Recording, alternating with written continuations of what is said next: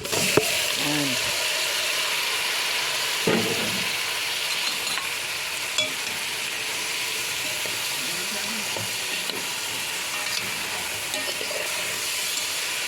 Damihan lang yung luya para masarap ang lasa, mga guys.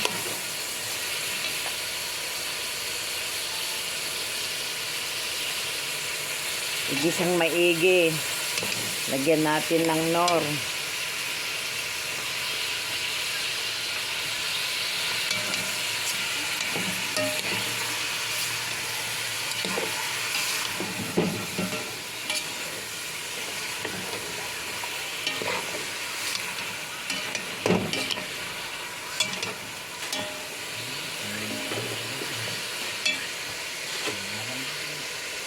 Dalawang nor ang ilalagay para masarap, mga guys.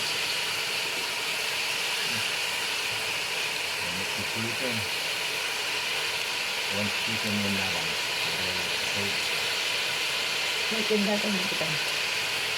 Bin! Kaya. Ini bagaimana?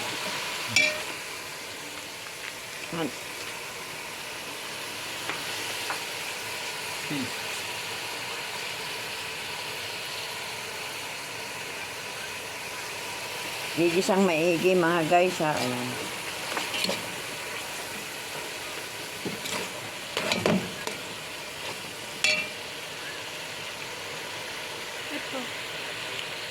Pag i-resume.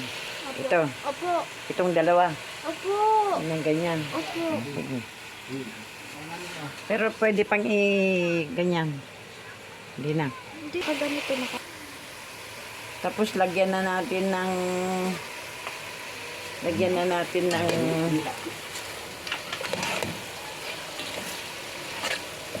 timpla niya, mga guys.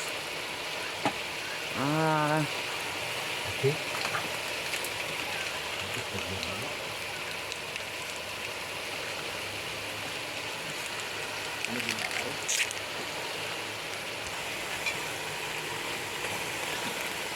Yan, nilagay ko na yung kuan, mga guys, yung nor. Tapos yung malagkit. Yung malagkit, igigisa din natin.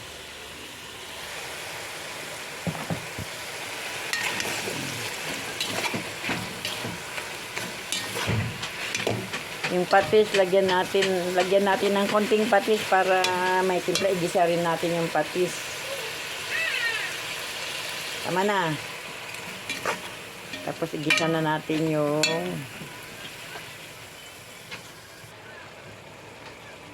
yan, nilagay na po natin yung malagkit. Igigisa po natin siya sa patis.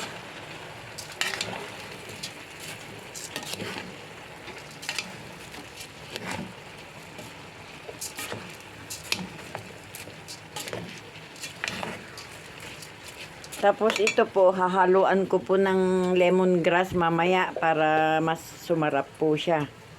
Pampalasa din po itong lemongrass. Tanglad. Tanglad po yan. Tanglad, parang luya.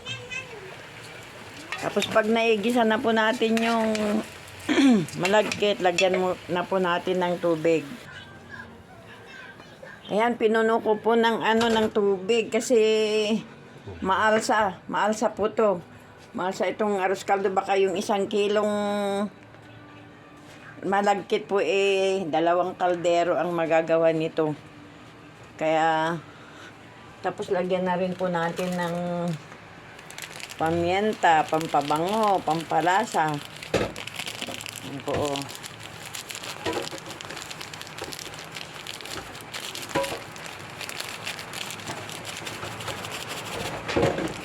Para mas sumarap. Tapos ilagay na din po natin yung tanglad para pagkulo ma-absorb po niya yung aroma ng tanglad.